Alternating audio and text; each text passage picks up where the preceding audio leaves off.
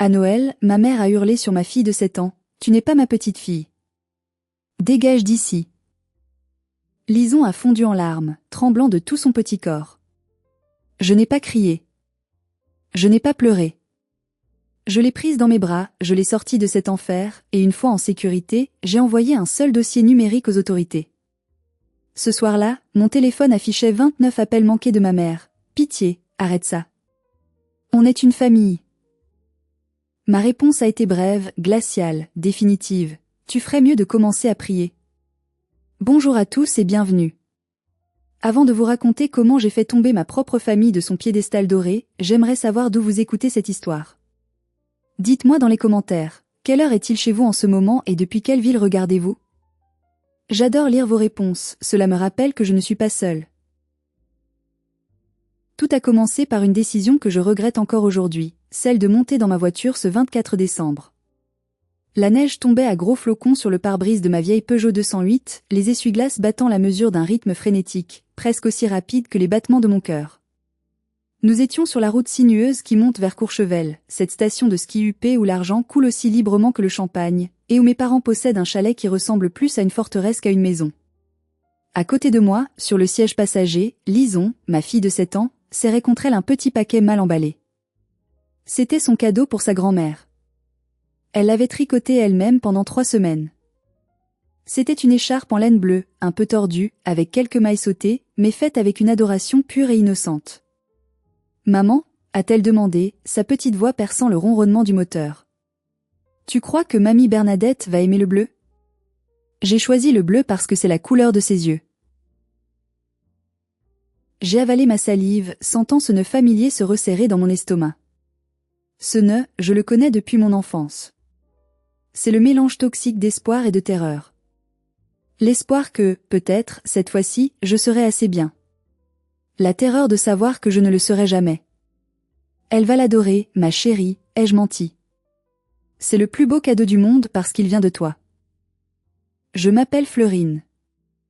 J'ai 34 ans et je suis greffière au tribunal de Besançon. Mon métier consiste à écouter, noter, archiver et certifier la vérité. Je vis dans un monde de procédures, de lois et de justice. Mais dans ma famille, la justice n'a jamais existé. Il n'y avait que la loi de ma mère, Bernadette, et le règne incontesté de ma sœur aînée, Solange. Solange, rien que de penser à son nom, mes mains se crispaient sur le volant. Solange, 38 ans, la réussite de la famille. Propriétaire d'une chaîne de spas de luxe, mariée à un homme riche, mère de jumeaux parfaits. Elle était le soleil autour duquel mes parents orbitaient. Moi? J'étais l'astéroïde gênant, la fille-mère qui a gâché sa vie en choisissant un métier de fonctionnaire mal payé et en élevant seule une enfant sans père déclaré. Pourquoi est-ce que j'y retournais? Chaque année, je me posais la même question. C'est le piège des familles toxiques. Ils vous blessent, vous humilient, vous rejettent, mais ils laissent toujours une porte entrouverte. Juste assez pour que vous pensiez, peut-être qu'ils ont changé. Peut-être que cette année, avec l'esprit de Noël, ils vont enfin m'aimer. Et surtout, je le faisais pour Lison. Elle n'avait pas de père. Elle n'avait que moi. Elle réclamait ses grands-parents, elle voulait appartenir à cette grande famille qu'elle voyait sur les photos glacées des magazines locaux où ma mère apparaissait souvent en tant que présidente d'associations caritatives. Lison ne voyait pas les sourires carnassiers. Elle ne voyait que des sourires. La voiture a dérapé légèrement sur une plaque de verglas. J'ai corrigé la trajectoire, le souffle court. On est bientôt arrivé, a demandé Lison, ses yeux brillants d'excitation. Oui, ma puce. Regarde, on voit les lumières. Au loin, Courchevel scintillait comme un bijou posé sur le velours blanc de la montagne. C'était magnifique. C'était intimidant. C'était le territoire de l'ennemi. Je ne savais pas encore que ce voyage serait le dernier. Je ne savais pas que dans quelques heures, l'innocence de ma fille serait brisée en 1000 morceaux sur le sol en marbre de ce chalet. Si j'avais su ce qui nous attendait, j'aurais fait demi-tour. J'aurais fui. Mais une partie de moi, une partie plus sombre et plus résiliente, est heureuse que nous y soyons allés. Car sans cette nuit d'horreur, je n'aurais jamais trouvé le courage de devenir celle que je suis aujourd'hui. Le GPS a annoncé, vous êtes arrivés à destination. Le portail en fer forgé du chalet Les Cimes s'est ouvert lentement. comme la mâchoire d'une bête se préparant à avaler sa proie. J'ai pris une profonde inspiration, j'ai regardé ma fille sourire à son reflet dans la vitre et j'ai avancé. Mais ce que j'ai vu en entrant dans l'allée m'a glacé le sang bien plus que la température extérieure. Le contraste était si violent qu'il en devenait presque comique. Devant l'entrée majestueuse du chalet, éclairée par des lanternes design valant probablement 3 mois de mon salaire, trônait un énorme Range Rover noir, brillant, immaculé. C'était la nouvelle voiture de Solange. Elle prenait toute la place, garée en diagonale, comme pour marquer son territoire. J'ai dû manœuvrer ma petite Peugeot 208 grise, couverte de boue et de sel de déneigement, pour la garer tant bien que mal sur le côté, à moitié dans un tas de neige fraîche. À peine avais-je coupé le moteur que la porte d'entrée s'est ouverte. Ma mère, Bernadette, est apparue. Elle portait un pull en cachemire crème et des pantalons parfaitement coupés. Ses cheveux étaient coiffés comme si elle sortait du salon, malgré l'heure tardive. J'ai aidé Lison à descendre. Ma fille a couru vers elle, les bras ouverts. « Mamie !» Bernadette ne s'est pas baissée. Elle n'a pas ouvert les bras. Elle a fait un pas de côté, presque imperceptible, et a froncé les sourcils en regardant ma voiture. « Bonsoir, Fleurine », a-t-elle dit, sa voix aussi coupante que l'air de la montagne. « Tu ne pouvais pas la laver avant de venir ? Tu gâches toute l'esthétique de l'allée. On dirait qu'une poubelle a échoué devant chez moi. » Lison s'est figée, les bras retombant le long de son corps. « Bonsoir mamie. » a-t-elle murmuré, confuse. « Attention à tes bottes » a dit ma mère en pointant le sol. « Ne mets pas de boue sur le perron. » Solange vient d'arriver, et ses enfants, eux, savent s'essuyer les pieds. Voilà. Ça ne faisait que 2 minutes et la comparaison avait déjà commencé. Nous sommes entrés. La chaleur du chalet nous a enveloppés, une chaleur qui sentait le bois de cèdre et le parfum coûteux. Dans le grand salon, mon père, Hubert, était assis dans son fauteuil en cuir, un verre de whisky à la main, les yeux rivés sur un match de rugby à la télévision. « Bonjour papa », ai-je dit. Il a grogné, sans tourner la tête. « La route ?» Ça allait. Il neige beaucoup. HM, c'était tout. Hubert, l'homme invisible. L'homme qui avait démissionné de son rôle de père il y a 30 ans pour laisser sa femme régner en tyran. Son silence était sa carapace, et sa lâcheté, son héritage. Soudain, un rire cristallin a éclaté depuis l'étage. Solange est descendue, suivie de son mari, Thibaut, et de leurs jumeaux de 10 ans, Arthur et Jules. Solange était resplendissante. Elle portait une robe en soie rouge qui soulignait sa silhouette fine. Elle tenait une coupe de champagne. En me voyant, son sourire s'est transformé en une moue de pitié étudiée. « Oh, Fleurine. Tu as réussi à monter avec ça ?» Elle a désigné vaguement l'extérieur. « Je pariais avec Thibaut que tu allais tomber en panne à mi-chemin. » Les jumeaux ont ricané. Ils portaient des pulls de marque assortis. Ils ont regardé Lison, qui portait son jogging rose confortable et un pull avec un renne dessus, et se sont chuchoté quelque chose à l'oreille en riant. Lison s'est rapprochée de moi, attrapant ma main. Je sentais ses petits doigts se crisper. « On va poser nos affaires », ai-je dit, essayant de garder ma voix stable. « On dort dans la chambre d'amis du rez-de-chaussée, comme d'habitude ?» Ma mère a eu un petit rire sec. Elle a pris une gorgée de son verre. « Ah, non. Désolée ma chérie.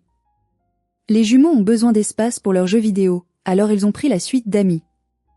Et Solange et Thibaut sont dans la chambre bleue. » J'ai froncé les sourcils. Il y avait 4 chambres dans ce chalet. Alors, on dort où ? J'ai fait préparer l'ancienne chambre de bonne au sous-sol, a dit Bernadette avec un naturel désarmant. C'est très calme. Et puis, il y a un petit radiateur d'appoint si le chauffage central ne descend pas jusque-là. Le sous-sol. Une pièce sans fenêtre, utilisée pour stocker les skis et les vieilles couvertures. Humide, froide, isolée. Maman, il fait moins 10 degrés dehors. Lison ne peut pas dormir au sous-sol, ai-je protesté, sentant la colère monter. Solange est intervenue, faisant tourner le champagne dans sa coupe. Oh, arrête de faire ta victime, Fleurine. C'est pour 2 nuits. Et puis, tu devrais être reconnaissante d'être ici, non ? Vu ton salaire de greffière, tu ne pourrais même pas te payer une nuit d'hôtel dans la vallée. J'ai regardé mon père. Il a augmenté le volume de la télévision. J'ai regardé Thibaut, mon beau-frère. Il a baissé les yeux, l'air misérable, évitant mon regard. Il semblait plus maigre que la dernière fois, les traits tirés, comme un homme qui marche vers l'échafaud. « Viens, lisons », ai-je dit doucement. Nous sommes descendus au sous-sol. L'air était glacial. Ça sentait le renfermer. J'ai branché le petit radiateur électrique qui a émis un bourdonnement inquiétant. Lison s'est assise sur le petit lit de camp, gardant son manteau. « Maman, a-t-elle chuchoté, pourquoi il ne nous aime pas ?» Cette question m'a transpercé le cœur plus violemment qu'une lame. Je me suis accroupie devant elle, retenant mes larmes. Ce n'est pas qu'ils ne nous aiment pas, mon ange. C'est qu'ils ne savent pas aimer. C'est différent. Mais je me trompais. Ils savaient aimer. Ils aimaient l'argent, ils aimaient le pouvoir, et ils s'aimaient eux-mêmes. Nous sommes remontés pour le dîner, pensant avoir vécu le pire. Mais le vrai cauchemar ne faisait que commencer. Ce qui allait se passer à table allait me donner la nausée, et la clé de ma vengeance. La table était dressée comme pour un banquet royal. Nappe blanche immaculée, argenterie lourde héritée de je ne sais quelle grand-tante, verre en cristal qui teintait à chaque mouvement. Tout brillait, sauf l'ambiance. On nous avait placés, Lison et moi, au bout de la table, près de la porte de la cuisine. C'était la place des courants d'air. À l'autre bout, trônait mon père. Au centre, ma mère et Solange se faisaient face, comme deux reines admirant leur reflet mutuel. Le repas a commencé par du foie gras et des toasts briochés. Lison a essayé de prendre un morceau de pain. Doucement, a aboyé ma mère. Ne mets pas de miettes partout. C'est une nappe brodée main, pas un torchon. Lison a retiré sa main comme si elle s'était brûlée. Elle n'a plus rien touché. La conversation, comme toujours, tournait autour de l'argent. C'était la religion de ma famille. Alors Solange, a demandé ma mère avec des yeux brillants d'admiration, comment se porte l'Institut ? J'ai vu que tu avais refait la devanture. Solange a souri, un sourire carnassier qui montrait toutes ses dents trop blanches. Oh, à merveille. On a fait le meilleur trimestre de notre histoire. 50 000 € de chiffre d'affaires rien qu'en décembre. Elle a lancé un regard méprisant vers son mari. Heureusement que j'ai un comptable, créatif. N'est-ce pas, Thibaut ? Thibaut a sursauté. Il jouait avec sa fourchette, l'air absent. Oui, on a optimisé les coûts, a-t-il murmuré. Optimiser, a ri Solange. C'est un mot faible. Disons que le fisc n'a pas besoin de tout savoir. Pourquoi donner de l'argent à l'État pour qu'il le redistribue aux fainéants ? Elle a tourné son regard vers moi à ce moment précis. Le message était clair. Pour elle, la fainéante, c'était moi. Moi et mon service public. Moi et mes impôts prélevés à la source. Et toi, Fleurine, a-t-elle continué, sa voix dégoulinant de fausses sollicitudes. Toujours à taper des procès-verbaux pour des délinquants ? Tu gagnes combien maintenant ? Le SMIC a augmenté, tu as dû avoir une petite hausse, non ? J'ai serré mon couteau sous la table. Je suis greffière principale, Solange. Je gagne 2400 € net. Et je suis fière de mon travail. Je sers la justice. Ma mère a pouffé de rire. La justice. Quel grand mot pour dire que tu fais de la paperasse. Regarde ta sœur, elle crée de l'emploi, elle crée de la beauté. Toi, tu côtoies la misère. Pas étonnant que tu aies l'air si fatiguée. Et tes vêtements, ma pauvre fille. Tu t'habilles chez Emmaüs ? C'est une très jolie robe, maman, a osé dire Lison d'une voix tremblante. Le silence est tombé. Ma mère a lentement tourné la tête vers ma fille, comme si un insecte venait de parler. Les enfants ne parlent pas quand les adultes discutent, a-t-elle tranché. Puis, se tournant vers les jumeaux de Solange, et vous mes chéris, racontez-moi votre stage de ski Hagstad. Pendant les 20 minutes suivantes, nous avons dû écouter les exploits des jumeaux, qui se vantaient de leurs moniteurs privés et de leurs équipements dernier cri. Ma mère buvait leurs paroles. Mon père hochait la tête. Lison baissait les yeux, dessinant des motifs invisibles sur son assiette vide. Je sentais une boule de feu monter dans ma gorge. J'avais envie de renverser la table. J'avais envie de hurler que leur argent était sale, que leur âme était vide. Mais je suis restée assise. Figée. Conditionnée par des années de soumission. Faisons une pause ici un instant. Je vous pose la question sincèrement, si vous étiez à ma place, à cet instant précis, qu'auriez-vous fait? Auriez-vous pris votre enfant pour partir immédiatement dans la neige, ou auriez-vous serré les dents pour ne pas faire de scandale le soir de Noël? Écrivez partir ou restez dans les commentaires.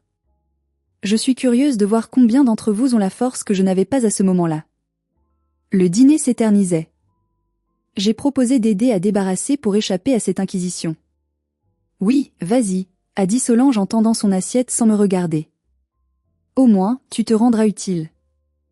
C'est un peu ta vocation, non? Servir les autres.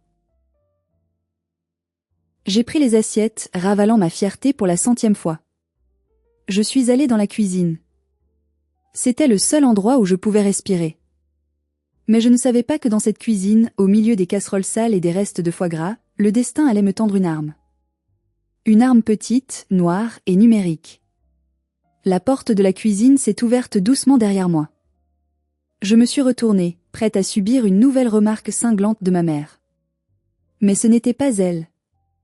C'était Thibaut, mon beau-frère. Il a refermé la porte derrière lui avec une précaution excessive, vérifiant que personne ne le suivait. Sous la lumière crue des néons de la cuisine, il avait l'air encore plus malade qu'à table. Ses yeux étaient cernés de noir, ses mains tremblaient légèrement alors qu'il attrapait une bouteille d'eau. « Florine » a-t-il chuchoté. Sa voix était rauque. « Je suis désolée pour tout ça. Pour ce qu'elles t'ont dit. » J'ai continué à rincer les assiettes, l'eau chaude brûlant mes mains, mais pas autant que la honte qui me consumait. « C'est pas grave, Thibaut. J'ai l'habitude. C'est le tarif familial habituel. » Il s'est approché de moi, jetant un coup d'œil nerveux vers la porte battante qui menait à la salle à manger. On entendait les rires stridents de Solange au loin. « Non, ce n'est pas habituel », a-t-il dit précipitamment. « Ça empire. Elles sont hors de contrôle. Solange, elle me fait signer des choses. Des documents. » Je me suis arrêtée et je l'ai regardée. En tant que greffière, mes oreilles se dressaient toujours au mot document. « De quoi tu parles ?» Il a sorti sa main de sa poche. Il tenait une petite clé USB noire, banale en apparence. Il me l'a tendue comme si c'était une grenade dégoupillée. « Prends ça. Cache-le. Tout de suite. » J'ai hésité, mes mains pleines de mousse. « Qu'est-ce que c'est ?» « C'est mon assurance vie, » a-t-il murmuré, la panique montant dans sa voix. « Et c'est ta seule chance de les arrêter. Il y a tout dessus. La comptabilité réelle des spas. Les transferts de fonds de l'association caritative de ta mère vers les comptes offshore de Solange. Et le Nouveau Testament de ton père. » J'ai essuyé mes mains précipitamment et j'ai saisi la clé USB. Elle était froide contre ma paume. « Le testament ?» ai-je demandé. Ta mère a profité des débuts d'Alzheimer d'Hubert. Elle lui a fait signer une modification la semaine dernière. Florine, ils t'ont tout enlevé. Toi et Lison. Vous n'avez plus rien. Pas un centime. Tout va à Solange et aux jumeaux via une fiducie au Luxembourg pour éviter les droits de succession. Le monde a tangué autour de moi. Ce n'était plus seulement de la méchanceté. C'était du vol. C'était une conspiration organisée contre sa propre fille. « Pourquoi tu me donnes ça ?» ai-je demandé. « Tu es son mari. Tu profites de cet argent aussi. » Thibaut a eu un rire sans joie. « Je ne suis rien. Je suis un prête-nom. Si le fisc tombe dessus, c'est moi qui irai en prison, pas elle. Elle a tout prévu. Je veux divorcer, Florine. Mais elle m'a menacé de ne plus jamais me laisser voir les enfants. J'ai besoin d'aide. Je sais que tu connais la loi. » Soudain, la porte de la cuisine s'est ouverte violemment. J'ai glissé la clé USB dans la poche de mon jean à la vitesse de l'éclair, mon cœur manquant un battement. C'était Solange. Elle nous a scrutés, ses yeux de vipère passant de moi à Thibaut. « Qu'est-ce que vous fabriquez ici ? » Ça fait 10 minutes que j'attends mon vin, Thibaut. Elle est entrée, l'air suspicieux. Vous complotez quelque chose? On dirait 2 rats pris au piège. On discutait juste de la météo, a bafouillé Thibaut, devenant blême. Solange a reniflé avec dédain. Elle s'est approchée de moi, si près que je pouvais sentir son parfum capiteux, une odeur qui me donnait mal à la tête. Ne te fais pas d'idée, ma petite Fleurine, a-t-elle sifflé à mon oreille. Thibaut est peut-être mou, mais il sait de quel côté son pain est beurré. Ne pense pas que tu peux le monter contre moi. Dans cette famille, tu es seule. Tu as toujours été seule. Elle a attrapé le bras de son mari avec une violence contenue. Viens. C'est l'heure des cadeaux. Maman s'impatiente. Ils sont sortis. Je suis restée seule quelques secondes, la main serrée sur la petite clé USB dans ma poche. Je sentais son contour dur contre ma cuisse. Thibaut avait raison. J'étais seule. Mais j'avais maintenant une arme. Cependant, je n'avais pas encore l'intention de l'utiliser. Je voulais juste passer la soirée, survivre et partir. Je pensais pouvoir supporter encore un peu. Quelle erreur. Si j'avais su ce qui allait se passer dans le salon 5 minutes plus tard, je n'aurais pas attendu. J'aurais déclenché l'apocalypse tout de suite. Mais le destin voulait que la cruauté de ma mère atteigne son paroxysme ce soir-là, pour que ma vengeance soit non seulement justifiée, mais nécessaire. Je suis retournée au salon. Lison était assis sur le tapis, attendant sagement. L'heure des cadeaux était arrivée. L'heure de la mise à mort. Le sapin de Noël touchait presque le plafond cathédral du chalet. Il croulait sous les décorations dorées et argentées, et à son pied, une montagne de paquets emballés avec du papier de luxe s'étalait avec arrogance. Nous nous sommes assis en cercle. Lison s'est installée près de moi, ses petits yeux brillants d'espoir malgré l'accueil glacial. L'innocence des enfants est leur plus grande force, mais aussi leur plus grande faiblesse face aux prédateurs comme ma mère. Bon, commençons par les garçons, a décrété Bernadette en battant des mains. Elle a tendu 2 enveloppes épaisses à Arthur et Jules. Les jumeaux les ont déchirées sans aucune délicatesse. Des actions Apple, a crié Arthur. Et un virement pour le nouveau setup gaming, a renchéri Jules. Merci mamie. T'es la meilleure. Solange souriait, satisfaite. C'est normal, mes chéris.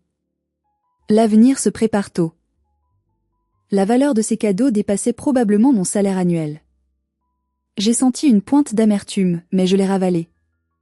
Ce n'était pas grave. L'argent ne fait pas le bonheur, n'est-ce pas?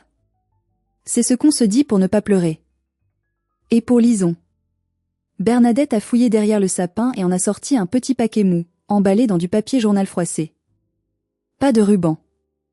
Pas de boîte. Lison s'est levée poliment pour le prendre. Merci mamie. Elle a ouvert le paquet. À l'intérieur, il y avait une poupée. Mais pas n'importe laquelle.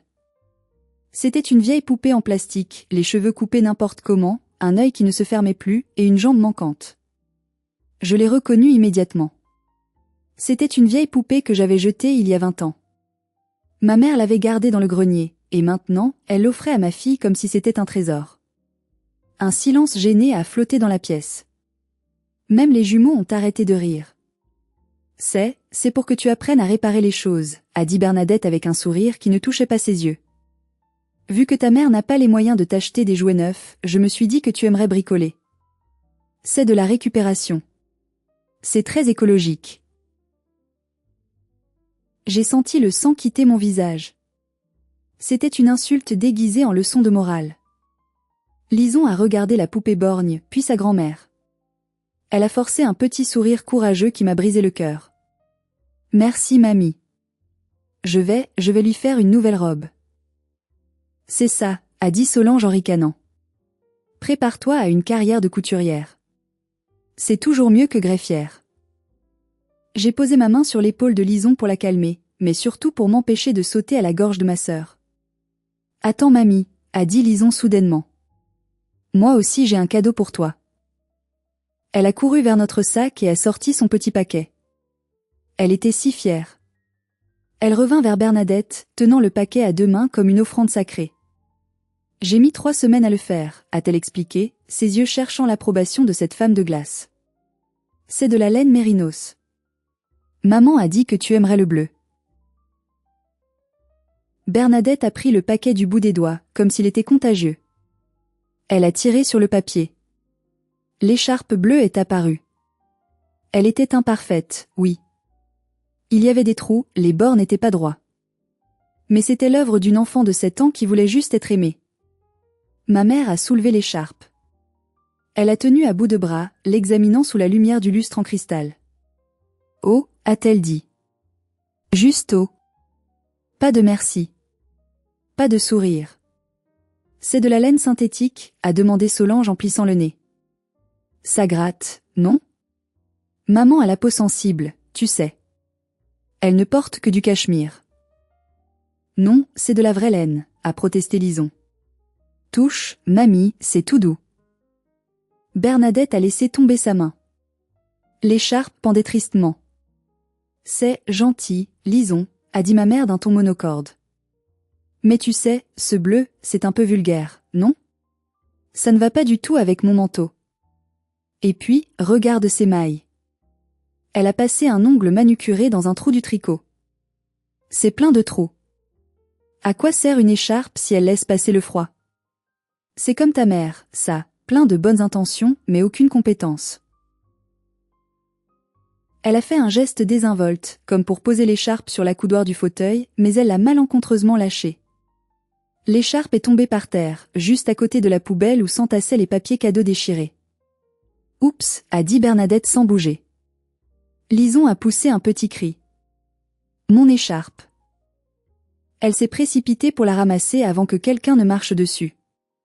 Dans sa précipitation, son coude a heurté la petite table basse à côté du fauteuil de ma mère. Sur cette table, il y avait le verre de vin rouge de Bernadette. Un grand cru glacé. Le temps s'est ralenti. J'ai vu le verre basculer. J'ai vu le liquide sombre voler dans les airs.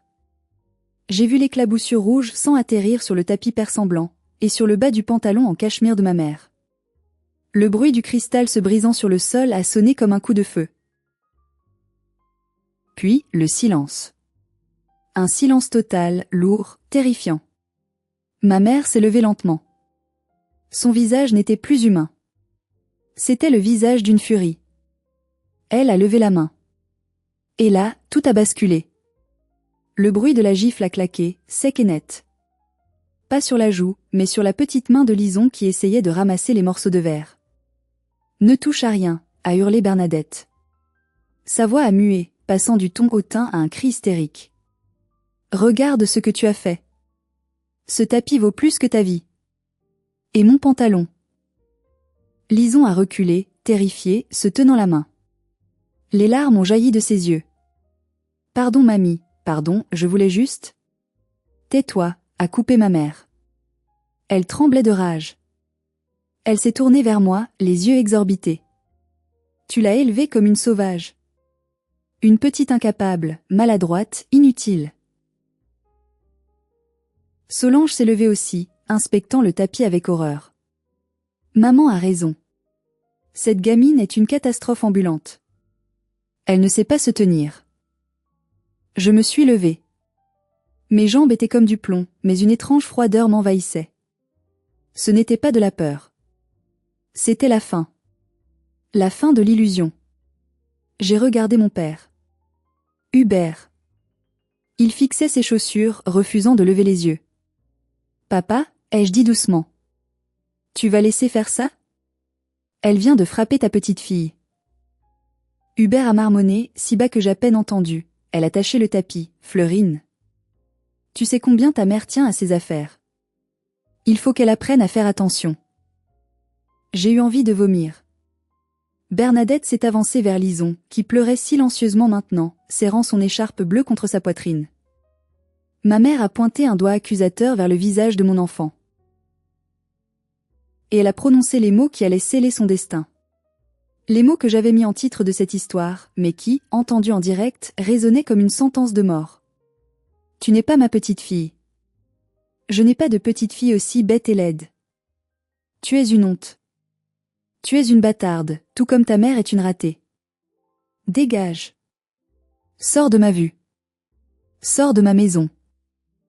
Lison a octé, le souffle coupé par la violence des mots. Maman. A tenté d'intervenir Thibaut, pâle comme un linge. Ferme-la, toi, a craché Solange. C'était fini. Le lien était rompu. Je n'ai pas crié. Je n'ai pas argumenté. Une clarté absolue s'est installée dans mon esprit. J'étais greffière. Je connaissais la valeur des mots, et cela était impardonnable. J'ai marché vers Lison. Je l'ai soulevée dans mes bras, même si elle était un peu lourde pour moi. Elle a enfoui son visage dans mon cou, ses larmes chaudes mouillant mon pull. On s'en va, ai-je dit. Ma voix était calme. Trop calme. C'est ça, fuyez, a crié ma mère derrière moi. Retournez dans votre taudis. Et ne t'avise pas de revenir mendier quand tu n'auras plus rien à manger. Je me suis arrêtée sur le seuil de la porte. J'ai tourné la tête une dernière fois. J'ai gravé cette image dans ma mémoire, ma mère rouge de colère nettoyant son pantalon, Solange ricanant, mon père lâche et les jumeaux indifférents. Ne t'inquiète pas, Bernadette, ai-je dit. Je ne l'ai pas appelée maman. Je ne reviendrai pas. Mais toi, tu vas entendre parler de moi. Profite bien de ton tapis. C'est la dernière chose de valeur qu'il te restera. C'est ça, menace-moi, a-t-elle ri. Tu n'es rien. Tu n'es personne. J'ai ouvert la porte. Le vent glacial de la montagne m'a frappé le visage, mais il me semblait doux comparé à l'air vicié de ce chalet. J'ai marché dans la neige jusqu'à ma voiture. J'ai installé Lison, je l'ai attachée. J'ai jeté nos sacs dans le coffre. Au moment de monter côté conducteur, j'ai vu une silhouette à la fenêtre. C'était Thibaut. Il me regardait. Il a levé la main et a tapoté sa poche, me rappelant la clé USB. J'ai hoché la tête. J'ai démarré le moteur. Les pneus ont crissé sur la glace. Nous avons quitté les cimes. Lison pleurait toujours doucement à l'arrière. Je suis désolée, maman. Je suis désolée pour le tapis. Je ne suis pas une bâtarde, hein? J'ai serré le volant jusqu'à ce que mes jointures blanchissent. Non, mon amour. Tu es une princesse. Et les méchantes sorcières vont payer. Je te le promets. La route était dangereuse. La tempête de neige redoublait. Mais je ne sentais pas le danger de la route. Je ne pensais qu'à une chose, la petite clé noire dans ma poche. Je ne savais pas encore exactement ce qu'elle contenait, mais je savais que c'était de la dynamite. Je me suis arrêtée sur la première aire de repos éclairée, 10 kilomètres plus bas. Je ne pouvais pas conduire dans cet état. J'avais besoin de savoir. J'avais besoin de voir les preuves. J'ai sorti mon vieux PC portable du sac. J'ai inséré la clé USB. Ce que j'ai vu à l'écran m'a fait oublier le froid. L'aire de repos était déserte, balayée par les vents. Seule la lumière bleutée de mon écran d'ordinateur éclairait l'habitacle de la voiture. Lison s'était finalement endormie, épuisée par les pleurs, serrant toujours sa poupée cassée contre elle. Mes mains tremblaient, non plus de froid, mais d'adrénaline pure. J'ai ouvert les dossiers de la clé USB. Thibaut avait été méticuleux. Il avait tout classé par année et par type de fraude. Premier dossier, SPA, double comptabilité. J'ai ouvert les fichiers Excel. C'était flagrant, même pour quelqu'un qui n'est pas expert comptable. Il y avait 2 colonnes, déclarées et réelles. Solange ne se contentait pas d'optimiser. Elle effaçait littéralement 40% de ses revenus en liquide. Des centaines de milliers d'euros non déclarés, détournés vers des comptes personnels. Mais le pire n'était pas là. Le pire, c'était le dossier nommé Association Cœur d'Hiver. C'était l'association caritative présidée par ma mère, censée aider les enfants défavorisés de la région. J'ai cliqué. J'ai lu. Et j'ai eu envie de vomir. Les dons récoltés lors des galas mondains, l'argent donné par des gens généreux pour acheter des manteaux et de la nourriture. 70% de cet argent repartait sous forme de factures fictives. Consulting en images, 15 000 € versés à une société écran appartenant à Solange. Frais de réception, 20 000 €, correspondant au dîner privé de ma mère au chalet. Déplacement, 10 000 € pour les vacances de ski des jumeaux. Elle volait les pauvres. Ma mère, la grande dame de la charité, volait l'argent des orphelins pour payer le train de vie de sa fille préférée. C'était d'une bassesse morale qui me donnait le vertige. Et enfin, le dernier dossier, testament Hubert. C'était un scan d'un document notarié datant d'il y a une semaine. La signature de mon père était tremblotante, hésitante. Les termes étaient clairs. Je lègue l'intégralité de mes biens immobiliers et financiers à ma fille Solange et à ses enfants via la fiducie X. Ma fille Fleurine, ayant déjà reçu son éducation, ne recevra aucun legs. Elles avaient profité de la faiblesse mentale de mon père pour me déshériter totalement. Elle m'avait effacé de la famille légalement avant de m'effacer physiquement ce soir. J'ai refermé l'ordinateur. Le silence dans la voiture était assourdissant. Pendant des années, j'avais cru que le problème venait de moi. Que je n'étais pas assez bien, pas assez intelligente, pas assez riche. Je pensais que si je faisais plus d'efforts, elle m'aimerait. Mais la vérité était là, sous mes yeux, chiffrée en colonnes et en lignes. Ce n'étaient pas seulement des femmes toxiques. C'étaient des criminels. Des prédatrices. Elles ne m'aimeraient jamais parce qu'elles étaient incapables d'aimer autre chose qu'elles-mêmes et leur argent. J'ai regardé Lison dans le rétroviseur. Elle dormait, une larme séchée sur sa joue. Elle avait été humiliée pour une écharpe en laine, alors que ces femmes volaient des millions. Une rage froide, clinique, a remplacé ma tristesse. Je n'étais plus la petite fille apeurée. J'étais Fleurine, greffière de justice. Et je tenais entre mes mains le dossier d'instruction le plus accablant de ma carrière. J'ai redémarré la voiture. On rentre à la maison, Lison, ai-je chuchoté. Et demain, maman va travailler. Le trajet de retour vers Besançon a duré 3 heures. 3 heures pendant lesquelles j'ai élaboré mon plan. Je ne voulais pas simplement me venger. Je voulais une exécution légale, propre et sans appel. Je n'allais pas faire de scandale public sur Facebook. Non. J'allais utiliser les institutions qu'elle méprisait tant. Je suis arrivée chez moi à 4 heures du matin. J'ai porté Lison jusqu'à son lit. Je l'ai bordée. Je lui ai embrassé le front. Puis, je me suis fait un café très fort. Je me suis assise à mon bureau. J'ai ouvert mon ordinateur. J'ai craqué mes doigts. J'ai commencé à rédiger. Pas une lettre larmoyante. Mais 3 dénonciations formelles. Le clavier cliquetait dans la nuit comme une mitraillette. Tac tac tac. Chaque mot était une balle. Chaque phrase était un barreau de prison. À 7 heures du matin, le soleil commençait à se lever, pâle et froid sur les toits de Besançon. J'avais fini. 3 emails étaient prêts dans ma boîte d'envoi. À la Direction générale des finances publiques, le fisc, objet, dénonciation de fraude fiscale massive et blanchiment, preuve jointe. Au conseil d'administration de l'association Cœur d'hiver, objet, détournement de fonds publics et abus de confiance, rapport d'audit interne. Au juge aux affaires familiales, copie cachée à l'avocat de Thibault, objet, preuve de coercition et mise en danger moral des enfants pour aider Thibault à obtenir la garde. Mon doigt a plané au-dessus du bouton envoyer tout. Je savais qu'une fois cliqué, il n'y aurait pas de retour en arrière. Je détruisais ma famille. J'envoyais ma sœur en prison, ma mère en disgrâce. Je laissais mon père seul. J'ai repensé à l'écharpe bleue sur le sol. J'ai repensé à la voix de ma mère, tu n'es pas ma petite fille. J'ai souri. Un sourire triste, mais libérateur. Tu as raison, Bernadette, ai-je dit à voix haute dans la pièce vide. Elle n'est pas ta petite fille. Elle est la fille de la femme qui va t'anéantir. J'ai cliqué. Envoyer. Puis, j'ai pris mon téléphone. J'ai envoyé un seul SMS à ma mère. C'est géré. Joyeux Noël. Je me suis adossée à ma chaise et j'ai attendu. Je savais que la tempête allait arriver. Et pour la première fois de ma vie, j'étais celle qui contrôlait la foudre. Le calme avant la tempête n'a pas duré longtemps. À 9 heures précises, les administrations ouvraient. À 9h15, mon téléphone a vibré une première fois. C'était Solange. Je n'ai pas répondu. J'ai regardé l'écran s'illuminer, affichant son visage parfaitement maquillé.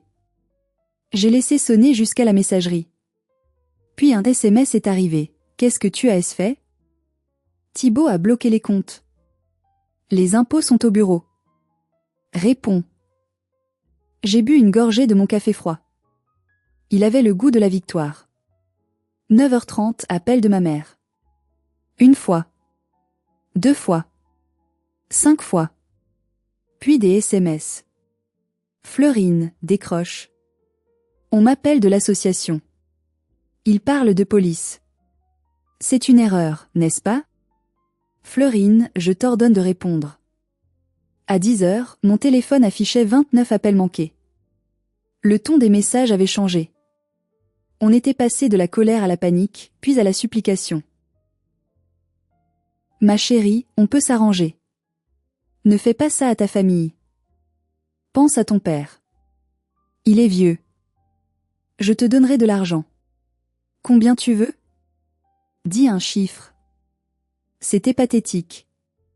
Elle pensait encore que tout s'achetait. Elle pensait que ma dignité avait un prix, comme leur tapis persan. J'ai finalement décroché au 30e appel. J'ai mis le haut-parleur pour avoir les mains libres pendant que je préparais le petit déjeuner de Lison. Allô? Fleurine. La voix de ma mère était méconnaissable. Stridente, brisée, terrorisée. Dieu merci. Tu dois appeler le fisc tout de suite.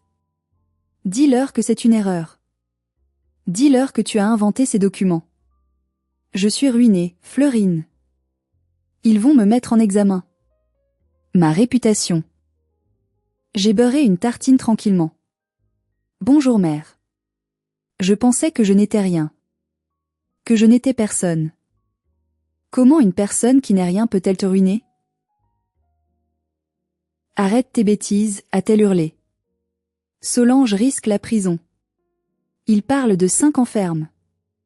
Et moi, le journal local m'a appelé, ils vont sortir un article sur les détournements de fonds. Fleurine, je t'en supplie. Je suis ta mère. Non, ai-je dit calmement. Tu es la présidente de l'association Cœur d'hiver. Et moi, je suis une citoyenne qui a fait son devoir civique. J'ai dénoncé un crime. On est une famille, a-t-elle sangloté. Lison, amène Lison. Je veux voir ma petite fille. Je lui ai acheté une autre poupée, une neuve. J'ai ri. Un rire sec. Tu as dit qu'elle n'était pas ta petite fille. Tu l'as chassée. Tu te souviens? J'étais énervée. Je ne le pensais pas. Mais moi, je le pense. Tu as volé les pauvres, Bernadette. Tu as volé l'État. Tu as essayé de me voler mon héritage. Et le pire, tu as brisé le cœur de ma fille pour une tache de vin. J'ai entendu des bruits de fond. Des sirènes de police, peut-être, ou juste le chaos dans le chalet. Qu'est-ce que tu veux? A-t-elle demandé, sa voix tombant dans un murmure vaincu. J'ai regardé Lison entrer dans la cuisine, frottant ses yeux ensommeillés, traînant son doudou. Elle m'a souri. Un vrai sourire. Je ne veux rien de toi, ai-je répondu.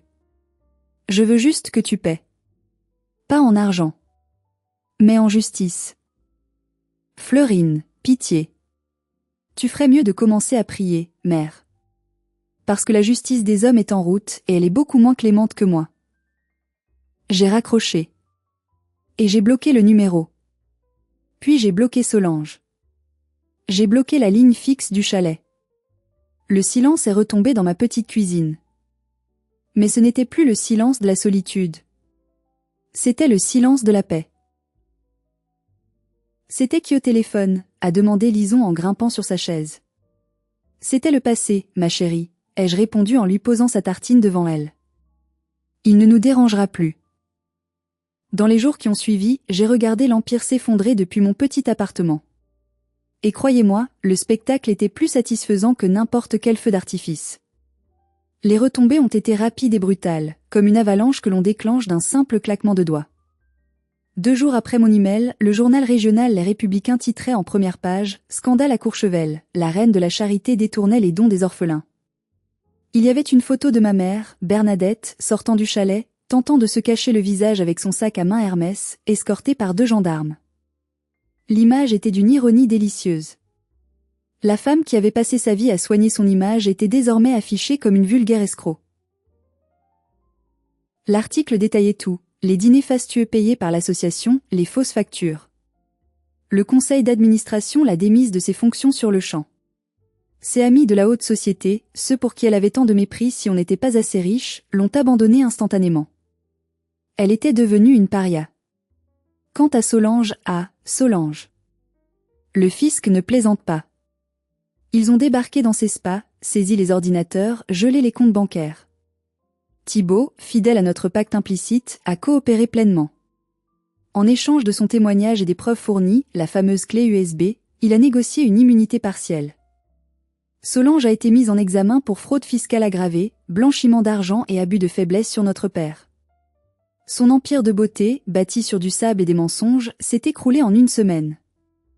Elle a dû vendre son Range Rover, ses bijoux, et mettre son chalet personnel en vente pour payer les amendes colossales et les avocats. Et mon père, Hubert? J'ai reçu une lettre de lui, un mois plus tard. Pas un appel, une lettre manuscrite. Il écrivait « Fleurine, ta mère est dévastée.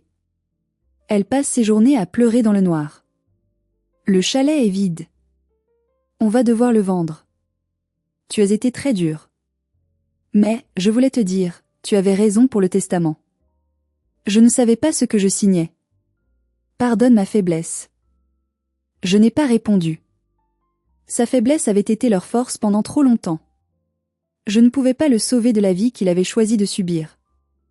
Mais la plus grande victoire n'était pas là. Elle était chez moi. Lison avait changé. Libérée du poids du jugement de sa famille, elle s'épanouissait. Elle ne demandait plus pourquoi mamie ne l'aimait pas. Elle avait compris que le problème ne venait pas d'elle. Un après-midi, Thibault est passé nous voir. Il avait l'air fatigué, mais ses yeux étaient clairs. Il avait entamé la procédure de divorce. Il avait obtenu la garde partagée des jumeaux, qui, loin de l'influence toxique de leur mère, commençaient à redevenir des enfants normaux, moins arrogants. « Merci, Fleurine », m'a-t-il dit en buvant un café dans mon salon modeste. « Tu m'as sauvé la vie. Je croyais que j'allais mourir étouffée dans leurs mensonges. » On s'est sauvés mutuellement, Thibault. Il m'a regardé avec respect. « Tu sais, Solange dit toujours que tu es la faible de la famille. Elle n'a rien compris. Tu es la plus dangereuse. Parce que tu n'as pas peur de tout perdre. Eux, ils ne vivent que par la peur de perdre ce qu'ils ont. » C'était vrai. Je n'avais plus peur. J'avais repris mon travail au tribunal avec une nouvelle énergie. Je ne me sentais plus comme la petite greffière ratée. Je me sentais comme une gardienne de la vérité. Un soir, en rentrant du travail, j'ai trouvé un petit paquet sur mon lit. Lison était là, souriante. « C'est pour toi, maman. » J'ai ouvert le paquet. C'était l'écharpe bleue. Elle l'avait réparée, recousu les trous, et ajouté un petit cœur rouge en feutrine dessus. « Mamie ne la méritait pas, » a dit Lison simplement. « Elle est pour toi. Parce que toi, tu es gentille. Et le bleu, ça te va mieux. » J'ai mis l'écharpe autour de mon cou. Elle grattait un peu, elle était tordue, mais c'était la chose la plus luxueuse que j'ai jamais portée. Elle valait plus que tous les carrés Hermès de ma mère réunis. Elle était faite d'amour pur. J'ai serré ma fille dans mes bras, et pour la première fois depuis des années, j'ai pleuré. Pas des larmes de douleur. Des larmes de soulagement. Le cycle était brisé. La malédiction s'arrêtait ici, avec nous. Cela fait maintenant 1 an. C'est de nouveau Noël. Mais cette année, pas de route enneigée vers Courchevel. Pas de boule au ventre. Pas de regard méprisant. Nous sommes chez nous, dans notre petit appartement à Besançon. Il y a un petit sapin dans le coin, décoré avec des guirlandes en papier que Lison a fabriquées à l'école. Ça sent le chocolat chaud et la cannelle. Thibault est là avec les jumeaux, Arthur et Jules. Ils sont assis par terre avec Lison et jouent à un jeu de société. Ils rient. De vrais rires d'enfants, pas ces ricanements cruels qu'ils avaient appris de leur mère. Sans la pression d'être parfaits et riches, ils sont devenus des cousins sympas. Solange a été condamnée à 18 mois de prison avec sursis et une amende qu'il a laissée sur la paille. Elle vit maintenant dans un petit studio en banlieue. Elle travaille comme employée dans une parfumerie. L'ironie du sort, elle sert les clients qu'elle méprisait autrefois. Elle a essayé de me contacter plusieurs fois, pour emprunter de l'argent. J'ai gardé le silence. Bernadette vit seule avec Hubert dans un petit appartement loué. Le chalet a été saisi et vendu. Elle n'a plus de cours, plus de sujet, plus de public. Sa punition est l'anonymat et l'indifférence. C'est pire que la prison pour une narcissique. Je regarde par la fenêtre. La neige tombe doucement sur la ville. J'ai réalisé quelque chose d'important cette année. La famille, ce n'est pas le sang. Le sang, c'est juste de la biologie. La famille, ce sont les gens qui vous respectent, qui vous protègent et qui aiment votre écharpe bleue même si elle est pleine de trous. J'ai coupé les branches mortes de mon arbre généalogique pour que les bourgeons sains puissent fleurir. Et regardez mon jardin maintenant, il est modeste, mais il est vivant. Il est paisible. Lison s'approche de moi et me tire par la manche. Elle porte sa nouvelle robe, celle que j'ai cousue pour elle. Oui, j'ai appris à coudre, juste pour faire mentir Solange. Maman, c'est l'heure du dessert. Tu viens? Je souris. J'arrive, ma chérie. Je me tourne vers vous, mes amis invisibles qui m'avaient écouté jusqu'ici. Je sais que beaucoup d'entre vous passent peut-être des fêtes difficiles. Peut-être que vous avez une Bernadette ou une Solange à votre table ce soir. Peut-être que vous vous sentez petit, jugé, inadéquat. Je veux vous dire ceci, vous n'êtes pas obligé de rester. Vous n'êtes pas obligé de subir. Se lever et partir est l'acte le plus courageux que vous puissiez faire. Ne laissez personne, pas même votre mère, vous dire que vous n'êtes rien. Vous êtes tout pour quelqu'un. Si cette histoire a résonné en vous, si vous avez ressenti ma colère et ma libération, s'il vous plaît, faites-moi un dernier cadeau. Cliquez sur le bouton j'aime pour soutenir cette chaîne. Abonnez-vous pour ne pas manquer nos prochaines histoires de justice et de résilience. Et surtout, dites-moi dans les commentaires, avez-vous déjà dû couper les ponts avec un membre toxique de votre famille pour vous sauver? Partagez votre histoire. Votre témoignage peut donner la force à quelqu'un d'autre de se lever et de dire dégage à son tour. Je suis Fleurine. J'étais la fille invisible. Je suis maintenant la reine de ma propre vie. Joyeux Noël à tous, et souvenez-vous, la meilleure vengeance, c'est d'être heureux sans eux. À bientôt. Oh shit. Okay, come on. Tell them real duty calls. The duties? The real duties. I'm a child.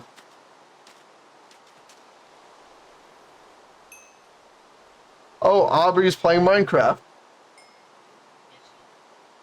She's playing Java.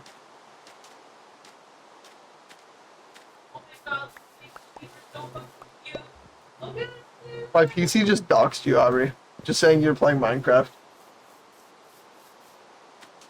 Isn't that like the Discord thing? Like it'll just snitch on Discord people now?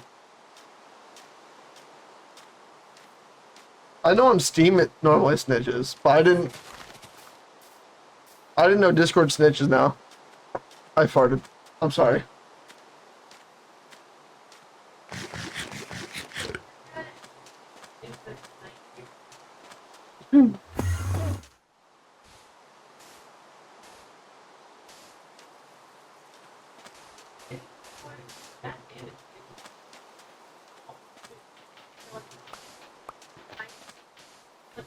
Oh, there's bad. Which sucks because I don't have torches in my area, so now I have to like, if I don't want my shit to get blown up, I have to walk away from it.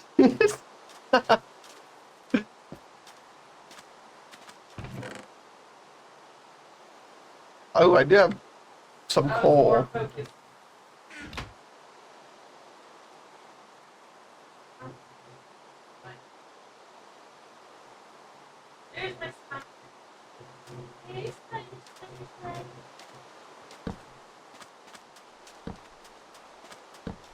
Every single night.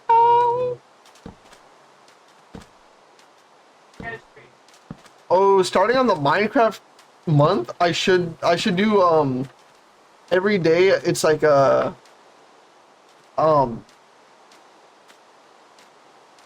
Oh, bang. I should do, what's it called? Like the nail polish for one day, and then the next day it's, the one chip, the next day, huh? The next day, chat, tells me challenges to do in Minecraft. Ooh, I'm making plans, chat. Remember, chat, next month, starting on the 1st, I'll be streaming every single day. Well, I'll be trying to. I can't really say I'm streaming every single day and do exactly what I did last time. I'm gonna try my best to stream every single day. But I'll obviously find fucking punishments.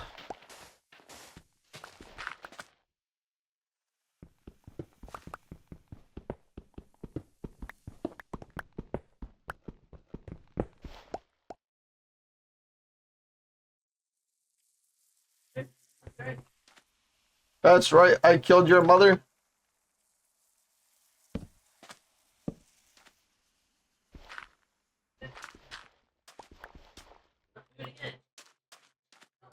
Or anything.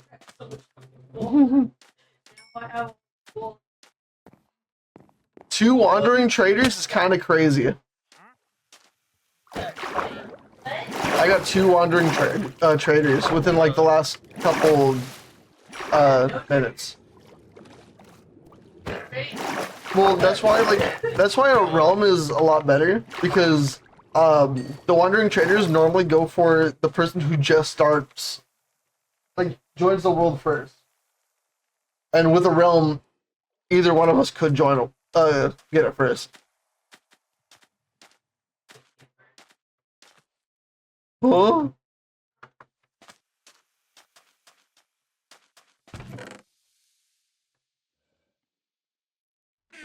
Let me.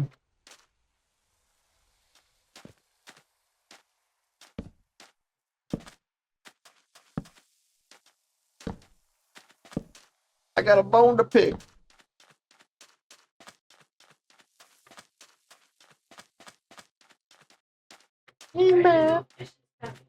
Huh?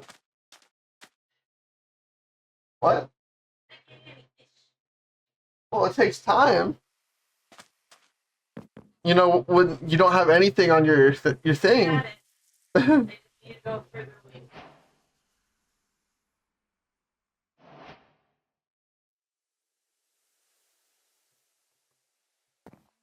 Just the yams.